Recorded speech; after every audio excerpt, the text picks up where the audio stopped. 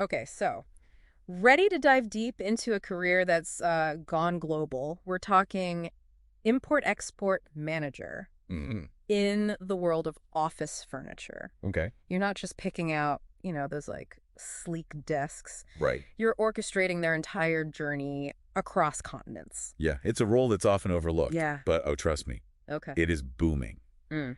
And the sources you've gathered, particularly this RoleCatcher platform, Yeah.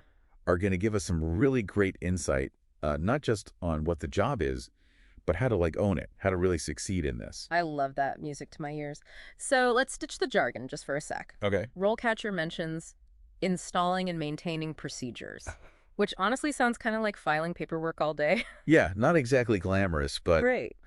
imagine this. Okay. You are the conductor of a global orchestra, Okay. ensuring that each instrument, in this case, furniture piece, Okay. arrives at the right place, Yeah. at the right time, in perfect condition. I'm starting to see the appeal here. I like this. Right.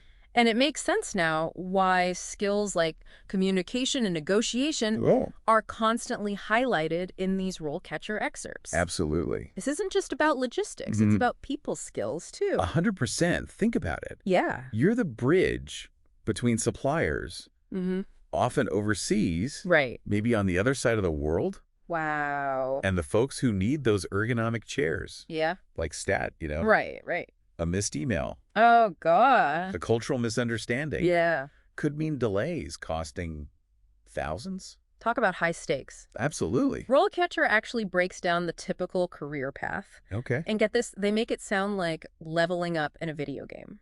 Wow. You start as an assistant, then coordinator, then supervisor. Right. Is there like a final boss level? Maybe the CEO of like a furniture empire Yeah. or something. But in all seriousness, what I think is really interesting here is the emphasis on certifications Okay. alongside a degree. Okay. So we're talking about the CITP, the CGBP, or the CSCP. Okay. These tell employers you're not just like casually interested in import-export. Right. You've put in the work to master it. Like a secret handshake to get into an exclusive club. Exactly. It shows a certain level of commitment I got it. Yeah. and specialized knowledge. Yeah. Speaking of which, Okay. let's talk about those 9 interview questions. Oh, yes. RoleCatcher prepped us with. Okay. These aren't your generic, tell me about a time you failed situations. Oh, really? Okay, so these are industry specific. Yeah, these are curveballs. Okay, give me an example. Give me an example. I'm already nervous. One that stood out to me Okay. was, how do you manage risk in import-export operations? And believe me, Yeah.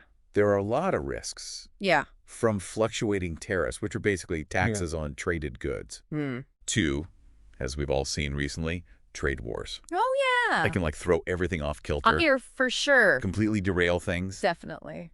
And that's where I think RoleCatcher gets seriously cool. Okay. They have this AI-powered tool Wow. where you can practice Okay. answering these tough questions Wow. and get feedback before the interview. That's incredible. It's like having a personal coach in your pocket. That is amazing. And not just any coach. Right. One that has seen every interview question Oh, wow. and knows exactly what responses land well. Oh, that's awesome. It's like having a cheat sheet, Right. but it's totally above board.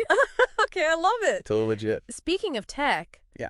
I have to ask about, I guess, the elephant in the room. Okay.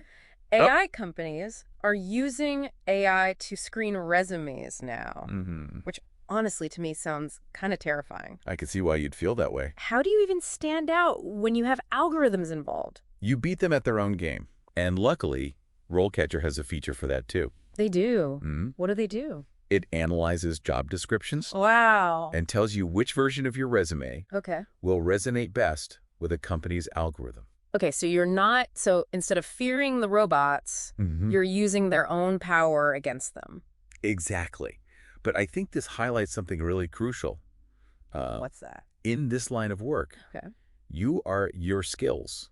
You got to be constantly learning, Yeah. evolving, adding to your repertoire. Which actually reminds me of this other feature RoleCatcher highlighted. Okay. The one where employers can search for candidates Yes. based on specific skills they need. Yeah. Yes. So theoretically, you wouldn't even have to apply. They would find you. It's like being headhunted Wow. before you even knew you were in the running. Wow. And that's the power of becoming truly indispensable in this field. I can see that. You become a sought-after expert.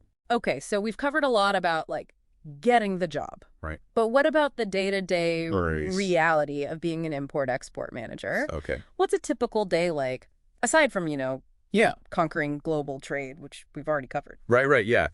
Picture this. Your morning starts Okay. with a symphony of notifications. Oh, boy. A shipment's hit a snag in customs. Oh. Your supplier in Vietnam wants to, renegotiate prices on a batch of desks. Oh, gosh. And your logistics team in Europe Okay. is pinging you about a potential shipping strike. Oh, my goodness. Okay, that sounds a little intense. Not your average 9 to 5 Definitely not. with a leisurely lunch break. No, not at all. It's all about juggling priorities, Okay. thinking on your feet, Right. and mastering the art of, the well-timed email, right? I bet, yeah. You can be sure there will be a lot of emails. Oh, yeah. But beyond those day-to-day fires that you're putting out, Right. you're also the architect Okay. of the bigger picture. When you say bigger picture, what do you mean? We'll take something like ethical sourcing, Okay. which RoleCatcher touched upon. Mm-hmm. As an import-export manager, you're not just moving furniture. Right? You're making choices about where it comes from, Okay. the practices of the companies you work with. So you're saying it's not enough to just know about shipping routes Right. and tariffs. You also need to be aware of things like fair labor practices, 100%. environmental sustainability, that sort of thing. Absolutely. Consumers are becoming much more discerning about the origins of their products, Oh, yeah. furniture included. Makes sense. And that means understanding the entire supply chain, Wow. ensuring that it aligns with ethical standards, Right. and being able to communicate that Yeah. clearly to And customers customers. who want to know where their money's going. Right. Yeah. So you're kind of like, It's like you're becoming an ethical detective, almost. yes, exactly. Tracing the journey of a chair from forest to factory to storefront. 100%. And, this ties into another point that RoleCatcher made, Okay. which I think often gets overlooked. What's that? Building relationships. Oh, okay. It's not just about algorithms Right. and yeah. automated systems, right? Right. Yeah. It's about fostering genuine connections Yep. with suppliers and clients.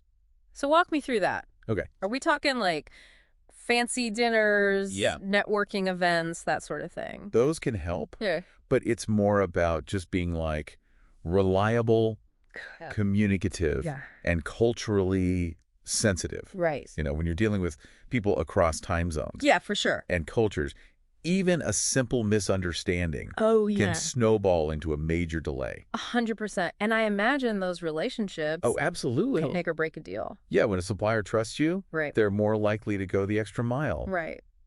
Be flexible with deadlines. Yeah. Maybe even give you a heads up about potential issues Oh, wow. before they become major problems. That's huge. And on the flip side, Yeah. when clients feel heard and understood, Right. they're more likely to remain loyal, Yeah. even when the unexpected happens. Right. Because let's face it, in the world of international shipping, Oh, tell me about it. the unexpected is pretty much guaranteed It's going to happen. at some point, right? Oh, absolutely. Yeah, a volcano erupts. Right. A canal gets blocked. Oh, my A God. pandemic throws the entire system into chaos. Wow. You've got to be adaptable, Yeah. resourceful. Right. And that's something else that RoleCatcher brought up. Okay. The importance of continuous learning. So it's not a one and done kind of career. No. You've got to They're be constantly evolving. on top of the latest trends, technologies, regulations. Think of it like this. Okay. If you were a doctor, Right. you wouldn't want to be treated by someone still using medical textbooks That's terrifying. from the 1950s, right? Bro, absolutely not. The same goes for import-export. Okay. Joining professional organizations. Right. Attending webinars. Yeah. Even just setting aside time to read industry news. Okay. Those are all investments in your career. So you've got to be passionate, adaptable, Mm-hmm. a master negotiator, a cultural chameleon.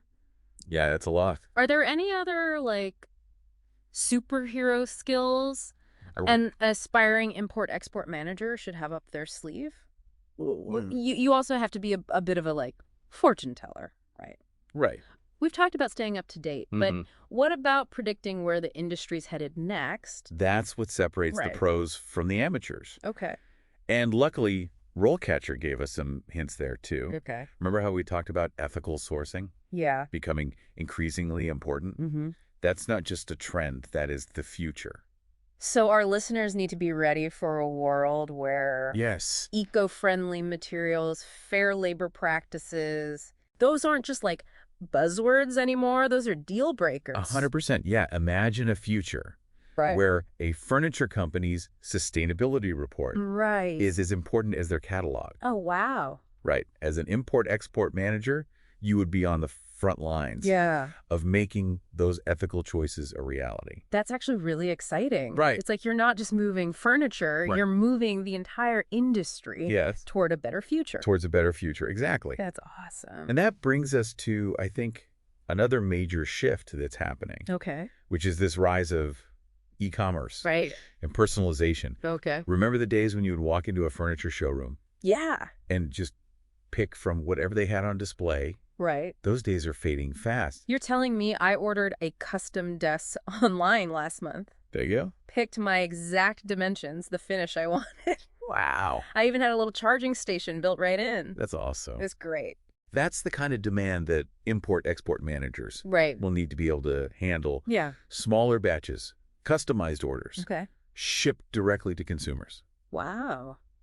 Maybe even like the different continents.